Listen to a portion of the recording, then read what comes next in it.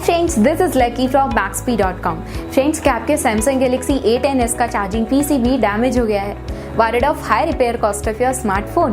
Don't worry, you can now buy high quality replacement charging PCB for your original Samsung Galaxy A10s at a very affordable price from Maxbhi.com and can fix your phone yourself at home or get it repaired by any professional very easily। जी हाँ दोस्तों, आप हमारी website Maxbhi.com से अपने Samsung Galaxy A10s का नया charging PCB खरीद के अब बहुत ही कम दामों में अपने फोन को सही कर सकते हैं। This charging PCB is a 100% genuine quality product which works similar to your original product with a perfect fit for your Samsung Galaxy A10s। इस चार्जिंग PCB को पहले हमारी क्वालिटी टीम द्वारा चेक और इंस्पेक्ट किया जाता है और क्वालिटी एश्योर होने के बाद ये चार्जिंग PCB आपको भेजा जाता है। साथ ही साथ Samsung Galaxy A10s का charging PCB Maxbhi trust replacement warranty के साथ आता है, जिससे आप श्योर हो सकते हैं कि प्रोडक्ट खरीदने के बाद आपको कोई भी परेशानी नहीं आएगी। फ्रेंड्स, Maxbhi.com पर ऑर्डर करना बहुत ही इजी और सिंपल है। हमारी वेबसाइट Maxbhi.com पर अपने प्रोडक्ट को सर्च करें और प्रोडक्ट पेज पर जाकर बाय नाउ पर क्लिक करें।